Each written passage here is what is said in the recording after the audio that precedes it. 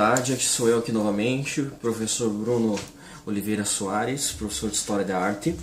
Eu vou continuar com o debate do neoclassicismo porque faltou algumas informações a respeito deste conteúdo no vídeo anterior.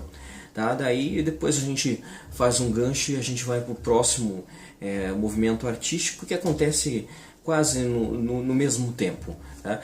Então, em relação ao neoclassicismo, a gente havia dito no vídeo anterior que é um movimento racional, influenciado pelas revoluções, ok? De fato, isso é verdade, mas faltou a informação de que eles também são influenciados pelos ideais iluministas da razão e do conhecimento.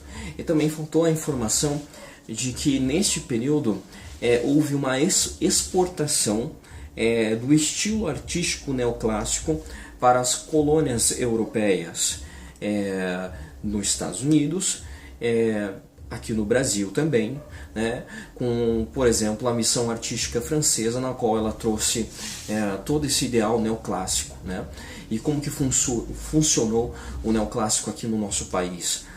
Com alguns artistas, escultores, arquitetos. Na parte da artes visuais nós temos Nicolas Antoine Tounet, com seu paisagismo, e Jean-Baptiste Debré, com as suas pinturas históricas, como coroações, fatos relevantes para a história do nosso país. É disso que eu tenho de relevante para falar do período neoclássico, a exportação das academias de arte.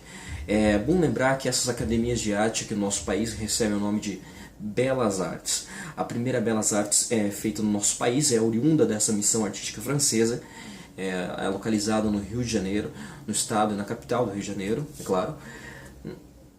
Porém, a sua original Academia de Belas Artes não existe mais. O que nós temos hoje de Belas Artes é uma reconstrução, é uma nova Academia de Belas Artes. Com o tempo, ela foi perdendo a sua importância histórica, vindo a ser demolida e, é claro, gerou, depois de muitos anos, um arrependimento tremendo por este fato e por este abandono. Tá? Então, puxando o gancho para esse novo período, qual é o novo? É o romantismo. O romantismo ele tem por influência as revoluções francesa, é claro, é o que estava acontecendo no momento, assim como o neoclássico. E o que ele tem de diferente um do outro?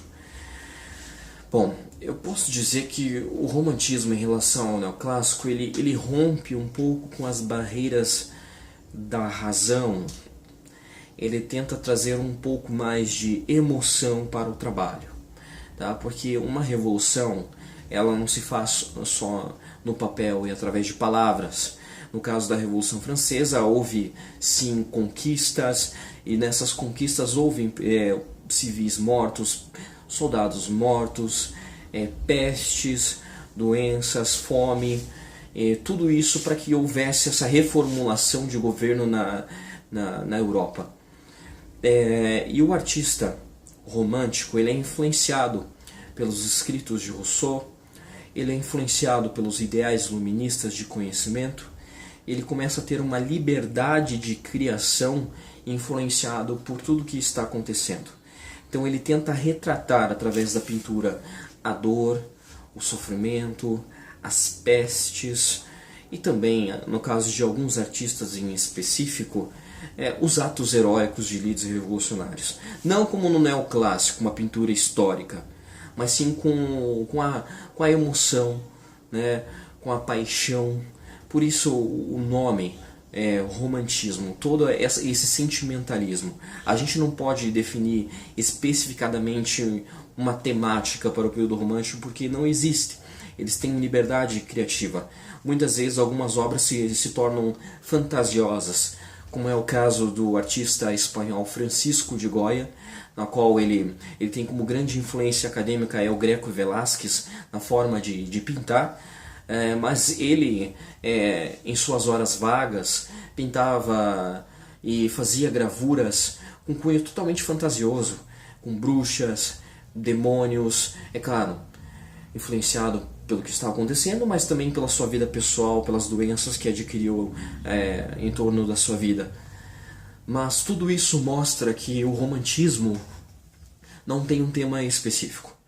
Nós temos também é Eugène Delacroix, um grande pintor francês que mostra a Revolução de uma forma apaixonada. A Liberdade Ganhando o Povo é um quadro fantástico que transmite todos os ideais e a esperança francesa de uma Europa melhor, de um continente melhor, de um mundo melhor, né?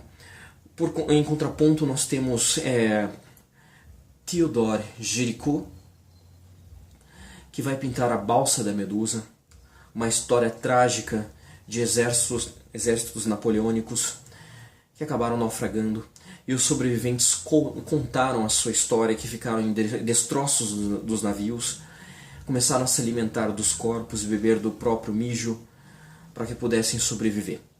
Théodore Géricault, ele não hesitou em tentar retratar tudo isso que ele escutou. Ele retratou numa obra magnífica, extremamente apaixonante, dolorosa. A gente olha para aquela obra, eu pelo menos olho para aquela obra e consigo sentir o que o artista sentiu ao escutar o relato dos sobreviventes napoleônicos, dos exércitos de Napoleão. Então, na pintura a gente ainda tem o academicismo, né, o clássico das formas na proporção, dos músculos, tendões, a anatomia. Porém, existe uma desorganização pictórica, tá? A colorização ela é mais intensa para tentar retratar melhor a parte apaixonante, tá? E isso também não é uma via de regra. Cada país, cada artista em seu país foi reagindo dessa forma, e hoje nós, estudiosos da arte, historiadores da arte, a gente tenta de certa forma rotular esses artistas que reagiram dessa forma como românticos.